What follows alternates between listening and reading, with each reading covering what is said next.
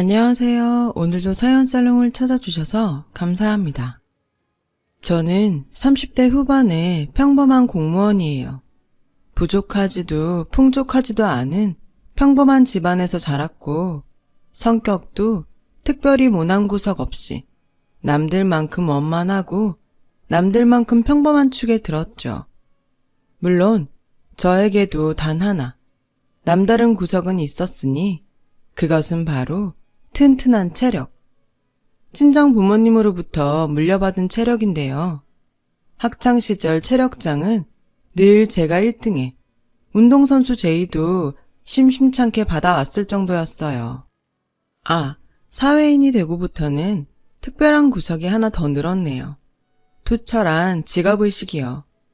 처음엔 그냥 세상 흘러가는 대로 물 흐르듯 정착한 공무원이었지만 각자의 자리에서 최선을 다하는 선배님들의 모습을 보며 하루하루 자부심을 쌓아왔어요. 사회의 안녕에 이바지하고 있다는 자부심 하나로 위험을 무릅쓰고 내달릴 만큼 말이죠. 그런 자부심에 상처를 입고야 말았던 사건이 오늘의 제 사연이에요. 공무원 생활이 안정되어 갈 무렵 저는 지인을 통해 만났고 연애를 이어오던 남자와 자연스럽게 결혼을 하게 되었어요. 홀어머니와 노총각 친형 하나를 둔 남편은 가난한 집에서 자랐지만 구김살 하나 없이 늘 성실하며 포근한 사람이었습니다. 남편의 포근한 모습은 아마도 시어머니를 닮지 않았나 싶었어요. 시댁에 결혼 허락을 받으러 가던 날, 처음 마주한 시어머니는 남편처럼 포근한 사람이었고 훌륭한 음식 솜씨와 함께 저를 아주 크게 반겨주었죠. 어떻게 나름 준비를 한다고 해봤는데 찬들이 입에 맞을지 모르겠구나. 정말 맛있어요. 음식 솜씨가 일품이세요. 다행이구나. 하기사 평생 살림만 하고 산 솜씨가 어디 가겠냐마는 얘기가 나와서 말인데 요즘 같은 시절에 태어났으면 너처럼 훌륭한 직업도 갖고 했을 건데 그게 살짝 아쉬워요. 에이, 과찬이 심하세요. 저야 물론 제 직업에 자부심을 갖고 있지만 남들 보기에는 똑같은 공무원인데요 뭐. 공무원이라도 아랫사람 부리듯 막대하는 사람들도 너무 많고요. 그건 그 사람들이 나쁘고 못된 거지. 너 같은 사람들이 이 세상에 얼마나 중요한데. 말씀만으로도 힘이 되네요. 감사합니다. 조금만 더 솔직해지자면야 너도 보아서 알다시피 우리 형편이 영 좋지가 못해요. 집안에 특출난 인물도 하나 없이. 그러니 얼마나 고마운 일이니. 나란 일, 그것도 아주 훌륭한 일하는 며느리가 우리 식구가 되어주어서. 시어머니의 말에 감동의 눈물이 그렁그렁 차오른 저는 밥이 입으로 들어가는지 코로 들어가는지도 모르는 채로 꾸역꾸역 넘겨야만 했어요. 사실 시댁에 인사를 드리러 가기 바로 전날에 저와 동료들을 업신여기는 민원인으로부터 험한 꼴을 당하고 속이 살짝쿵 상해 있던 참이었거든요. 그러니 시어머니의 감사한 말씀에 자존감 뿜뿜이었죠. 행복한 결혼 생활이 머릿속에 자동으로 막 그려지더라고요. 저의 예상대로 결혼 생활은 무척 순조롭게 시작되었어요. 시집살이요? 손주 타령이요? 저는 그런 거 전혀 몰랐어요. 시어머님이 제게 바라는 건 단 하나. 건강이었고 아들 둘만 있는 것에 대한 아쉬움을 저를 통해 만회라도 하려는 듯이 며느리 사랑이 대단했거든요. 제가 업무 때문에 김장이나 제사 등 시댁 대소사에 정말 부득이 참여하기 어려운 상황에서도 시어머니는 늘 인자한 미소와 함께 제가 부담을 갖지 않도록 배려도 잊지 않았어요. 저 또한 그런 시어머니를 친정 부모님들이 질투를 느꼈다고 할 만큼 공경하며 잘 모셨어요. 세상 복이란 복은 제가 다 가졌다는 생각이 종종 들기도 했을 만큼 참 화목한 결혼 생활이었어요. 그때까지는요. 행복한 저의 결혼 생활에 먹구름이 드리워지기 시작한 건 노총각 시아주버님의 혼담이 오가기 시작하면서부터였어요. 시형님들 자리는 소위 사자 들어가는 직업이라 불리는 직업 중에서도 손에 꼽히는 회계사였죠. 또한 무척이나 유복한 집안의 외동딸이라고 했어요. 그 이야기를 처음 알게 된 순간 저는 보았어요. 입이 귀에 걸린 미소를 남몰래 숨기는 시어머니의 모습을요. 당시만 해도 저는 큰 걱정은 하지 않았어요. 시어머니의 생활고를 곁에서 지켜보았고 이따금씩 도움도 드려왔던 저에게도 반가운 소식이었거든요. 이젠 같이 해줄 든든한 사람이 하나 생겼다. 그렇게 생각했어요. 그리고 어머님이 큰아들 걱정은 이제 덜하게 되겠다는 생각에 더 반가웠고요. 혼담의 시작으로부터 얼마 지나지 않아 반가운 소식이 연달아 들어왔어요. 하필이면 상견례 날 저는 당직이 있어서 저녁 식사 자리에 참석하지 못했는데요. 사돈들 분들과 인사를 마치고 돌아온 시어머니가 고민인 척 넌지시 이야기를 들려주더라고요. 회계사라더니 보면 볼수록 탐나는 여식이더라. 듣던 대로 무척 잘 사는 집안인 것 같고. 그래요? 잘 됐네요 정말. 이제 큰아들 걱정은 한시름 덜겠어요. 그럼 거꾸로 내가 걱정이지. 어머님이 왜요? 혹시 양가 차이 때문에 걱정하시는 거라면 그러시지 않아도 괜찮아요. 어머님처럼 좋은 시어머니가 세상에 또 어딨다고요. 그게 아니라 있잖니. 이걸 어떻게 말해야 하나? 그쪽 집안에서 결혼 선물을 해준다더라. 마음에 드는 선물이세요? 들고 말고 할 것이 어딨겠니? 글쎄 5층짜리 원룸 건물을 결혼 선물 차원에서 내 명의로 주겠다는데. 와, 대박. 그 정도예요? 이러니 걱정이지. 넙죽 받기에는 너무 큰 선물인데. 또 딸 자식 생각하는 사돈어른들 성의를 무시할 수도 없는 노릇이고 어쨌으면 좋겠니?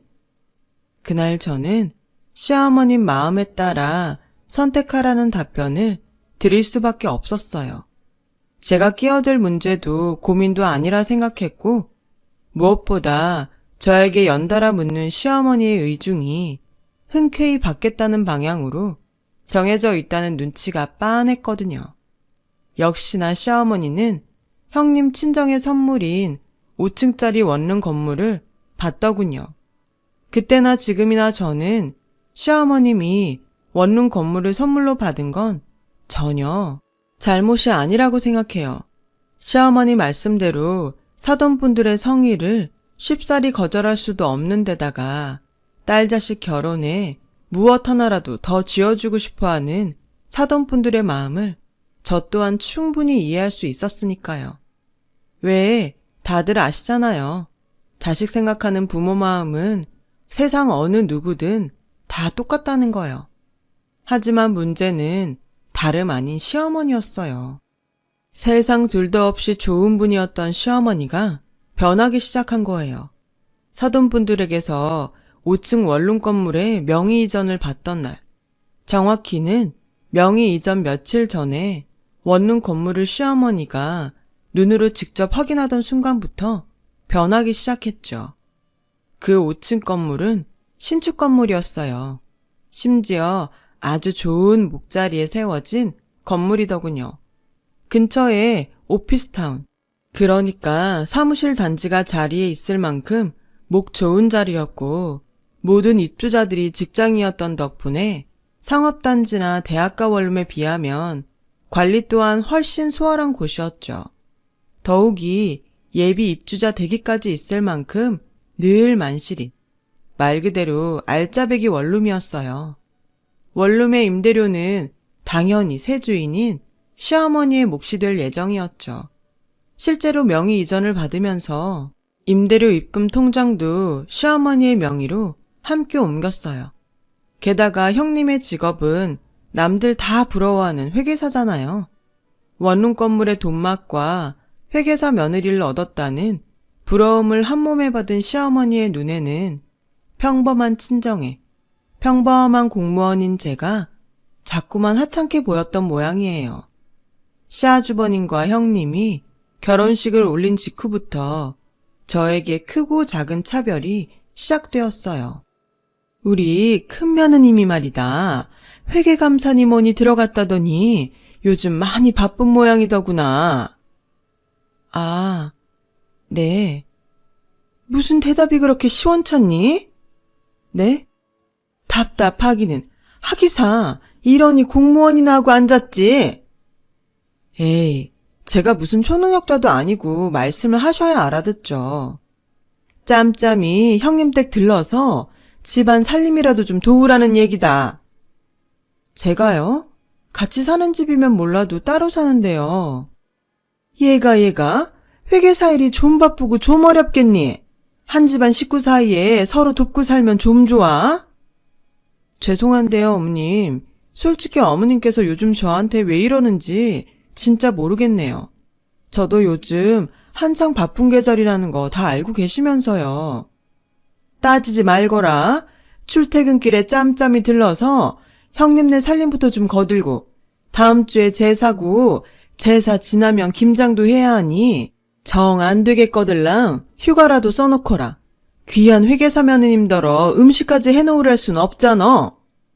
맞네, 며느리 차별하시는 거. 그쵸? 일단 그렇게 해주는 것으로 알고 이만 가보마. 그래요. 제사, 김장, 저도 한 집안의 식구이니만큼 함께 하자는 시어머니의 말이 기분 나쁘지는 않았어요. 하지만 형님네 살림살이까지 해놓으라는 이야기는 속이 좀 많이 상하더라고요.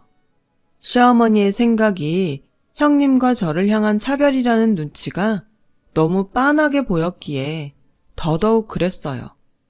제가 그런 눈치를 채거나 말거나 시어머니의 차별은 갈수록 노골적이 되어갔어요. 이 세상 좋은 건 모두 형님 덕분. 시어머니의 모든 사랑 또한 형님 차지였어요. 저요? 잘못한 것도 없는데 천덕꾸러기가 되었죠. 이 세상 모든 나쁜 건 다 저 때문이었고 시어머니의 미움 또한 저희 차지가 되어버렸거든요. 그놈의 돈 타령, 고맙고 든든한 원룸 타령, 집안 타령도 갈수록 심해지더라고요. 입만 열면 원룸이 어쩌고 저쩌고. 이래서 결혼은 공짜가 아니라는 말을 대놓고 하지를 않나. 수시로 회계사인 형님의 직업과 공무원인 저의 직업을 비교하셨어요. 그때마다 저는 제가 왜 그래야 하는지 의문스러워하면서도 시어머니에 맞서 스스로를 변호해야만 했죠. 공무원이긴 하지만 못 배운 거 아니다. 형님 못지않은 대학 졸업했다. 5층짜리 원룸 건물은 아니지만 혼수도 부족함 없이 해올 만큼 해왔으니 그만 좀 무시해라. 그러나 아무리 변호를 해봤자 시어머니의 차별은 그치질 않았고 결국 터질 것이 터지고야 말았어요. 줄곧 저를 괴롭혀왔던 시어머니가 끝끝내 직장까지 찾아와서는 지친 동료들과 함께 도시락으로 간신히 끼니를 때우는 저에게 형님네 이야기를 꺼내더군요. 큰며느님네 신혼집 이사한다는 얘기 못 들었니? 들었어요. 월차 써야지. 해도 너무하시네 진짜. 왜요? 그날 가서 이삿짐 나르라고요? 형님 내외는 그날 업체만 불러놓고 출근한다면서요. 이사가는 당사자도 업체한테 맡기고 말겠다는데 주인도 없는 이사 자리에 안 그래도 바쁜 제가 월차까지 내가면서요? 제가 무슨 이 집안 일꾼입니까? 에이, 누가 너더러 이삿짐 나르래? 그런 얘기 맞잖아요. 무슨? 이삿짐은 인부들이 나를 테니 넌 가서 청소랑 걸레질이랑 좀 하라는 소리지. 행여나 새집 증후군 같은 거 없도록. 아니요, 못해요. 예정에도 없는 월차를 갑자기 쓸 수는 없어요. 제가 그래버리면 안 그래도 인력 부족해서 고생인 동료들이 더 힘들어지고 그러다 사고 나서 다칠 수도 있어요. 쓸 수 있다고 해도 제가 싫으네요. 말씀 끝났으면 그만 가주시죠. 저 지금 근무 중이라. 근무는 무슨? 한가하게 밥이나 처잡수고 있구만. 저희는요, 밥 먹고 휴식 취하는 것까지가 다 근무예요. 그러니까 되도 않는 말로 업무 방해하지 말고 그만 가시라고요. 그깟 몸 쓰는 공무원 주제에 바쁘고 힘들기는 무슨 책상머리에서 서류랑 씨름하는 회계사만 하겠어? 그 순간 식사하던 동료들의 얼굴에 그림자가 드리워졌어요. 온갖 위험을 넘나들면서도 자존감 하나로 버티는 일이 저희 직업인데 시어머니가 그 자존감을 뭉개버린 것이죠. 제가 시어머니를 밖으로 내보내려 하거나 말거나 시어머니는 다 들으라는 듯 큰 소리로 진상을 떨어댔습니다. 왜? 내가 틀린 말이라도 했든? 그만하고 나가라니까요. 다들 듣고 있는 거 안 보여요? 속상해하는 거 안 보이냐고요. 아닌 말로다가 그깟 공무원이 뭐 대단한 직업이라고 사회적으로 대접받는 직업이라면은 우리 큰며느님처럼 사자 들어가는 회계사 정도는 되어야 하는 것이지. 대단한 돈 벌지도 못하는 꼴랑 공무원 주제도 사람이라고 밥이 입으로 넘어가니? 밥이? 결국 그 자리에 있던 모든 동료들은 수저를 내려놓으며 자리를 피해버렸고 그간 애써 참아왔던 저의 자부심에도 금이 가버렸어요. 이런 이야기나 듣자고 제 몸 다쳐가면서 사회와 국민의 안녕을 위해 힘써왔던 건 절대 아니거든요. 대단한 영광까지는 바라지 않았지만 적어도 그런 취급을 받아서는 안 되는 사람들이라고요. 저와 저희 동료들은. 참을 수 없었어요. 저희 직업의식과 동료들의 자존감을 지키기 위해서라도 절대로 참아서는 안 되었죠. 그래요. 회계사. 훌륭한 직업이죠. 돈? 원룸? 회계사 시어머니라는 부러운 시선? 당연히 든든하겠죠. 누가 뭐래요? 그게 나쁜 건가? 오히려 나쁜 건 그런 것들을 함부로 못되게 휘두르는 사람이죠, 어머님같이. 뭐? 너 그게 지금 시어머니에게 말하는 태도가 맞다고 보니? 이게 어디서 주제도 모르고? 여기가 어딘 줄이나 알아요? 우리가 어떤 사람들인 줄은 알고 있는 거예요? 끼케야 공무원 나부랭이 뻔하지. 그 끼케야 공무원 나부랭이 보호하라고 만든 법이 생각보다 꽤 세거든요. 경고하는데 3초 안에 안 나가면 그 법이 얼마나 무서운지 알게 만들어드리죠.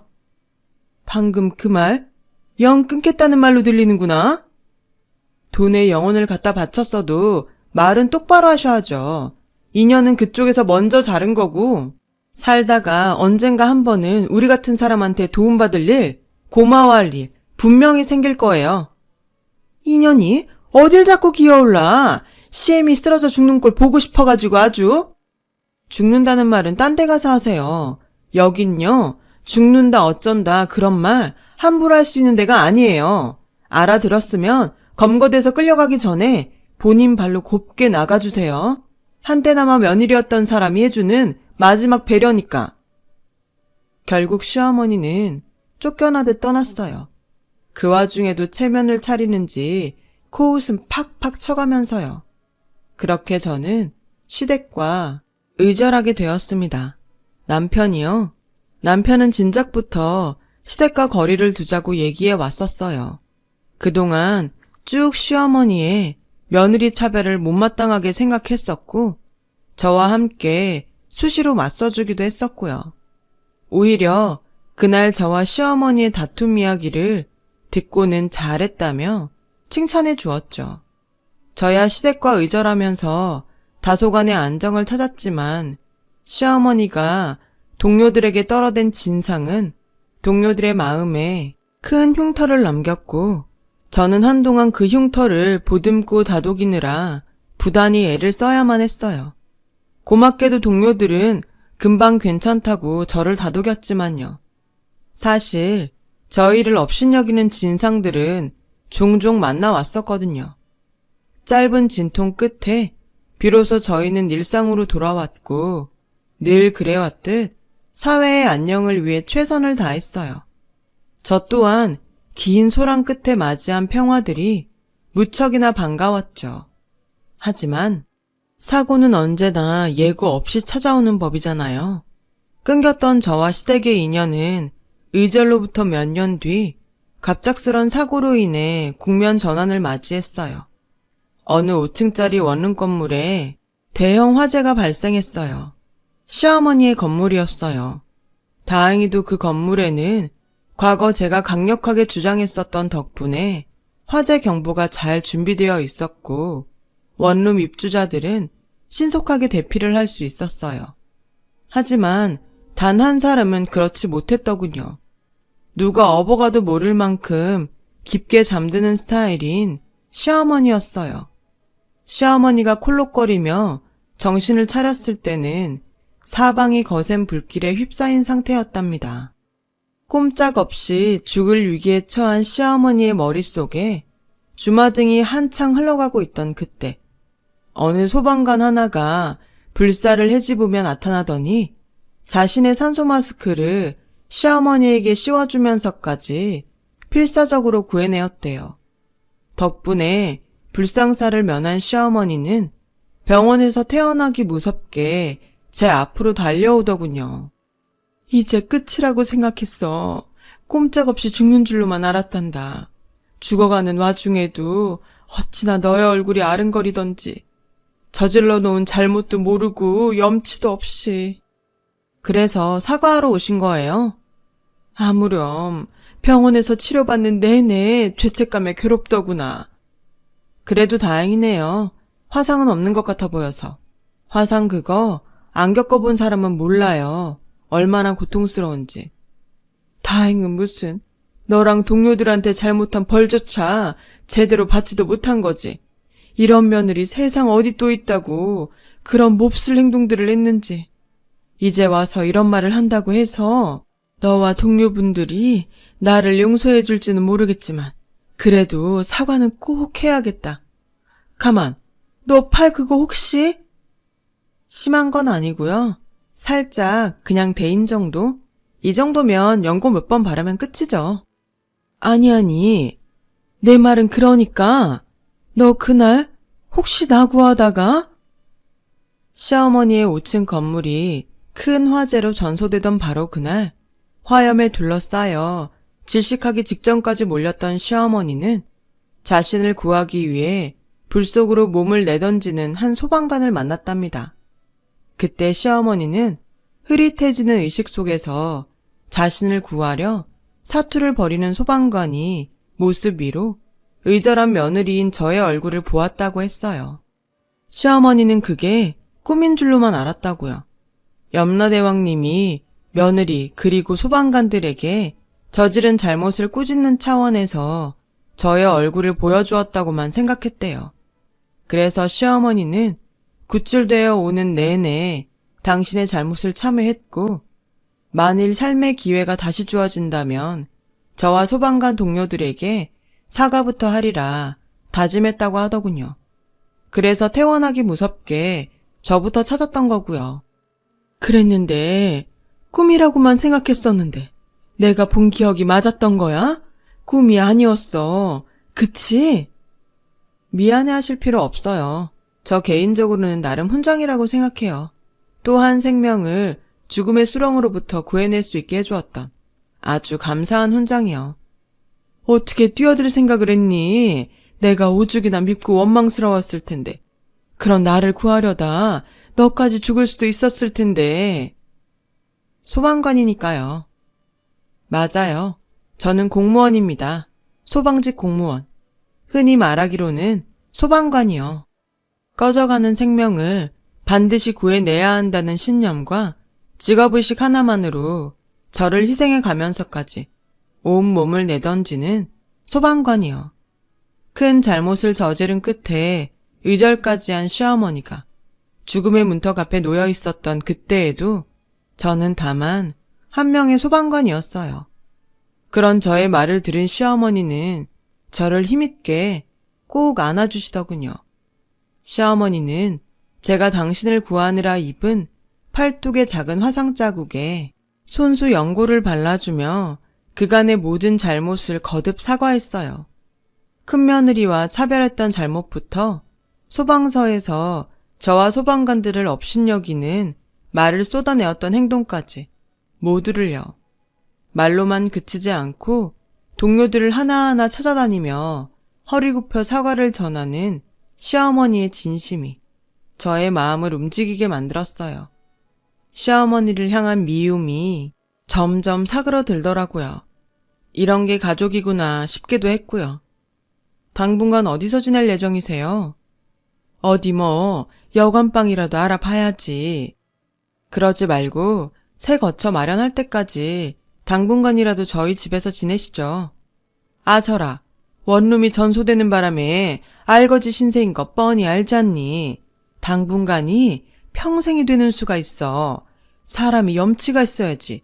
이제 와서 그런 짐까지 너에게 떠넘기고 싶지는 않구나.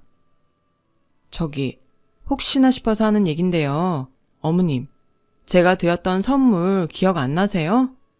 선물?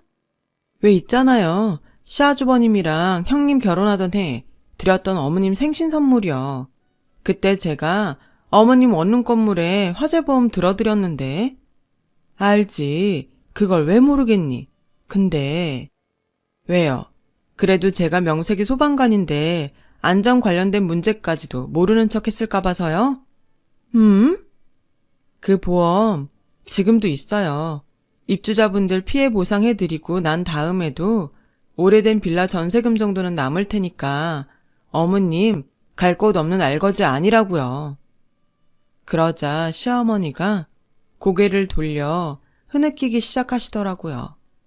연신 거절의 말을 꺼내더군요. 목숨 구해준 것도 고마운데 보험까지 당신을 위해 쓸 수는 없다면서요. 저는 그런 시어머니의 마음을 포근하게 감싸드렸어요. 있잖아요, 어머님. 자꾸 거절하시면 제가 밖에서 욕먹고 다녀요. 세상 사람 다 구하는 소방관 며느리가 가족 하나 제대로 못 챙긴다면서요. 그럴 순 없잖아요. 대신 약속 하나만 해주시면 돼요. 앞으로 저와 형님에게 예전 같은 차별은 되풀이하지 않겠다는 약속이요. 전 그거면 충분합니다. 그래, 그러자꾸나.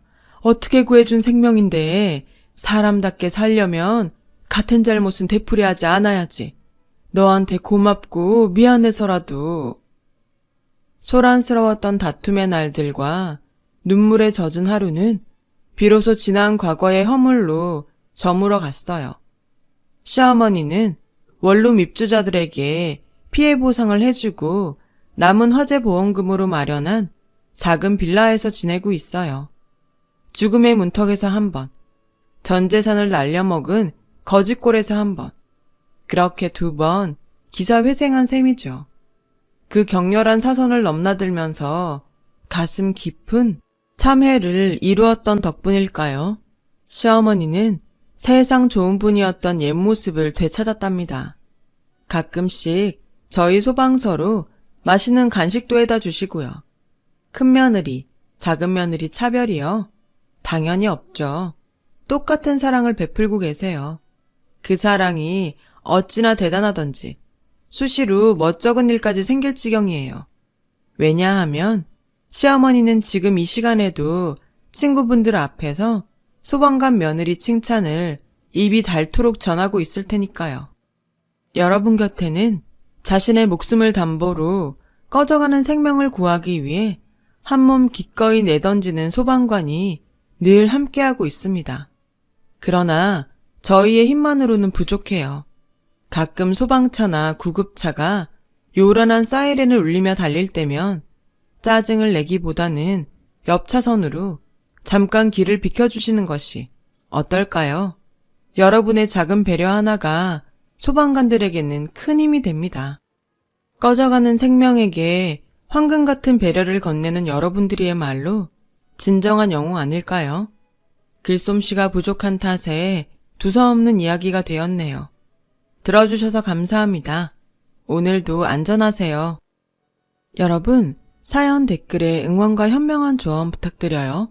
좋아요와 구독은 저에게 큰 힘이 됩니다. 오늘도 좋은 일 가득하세요.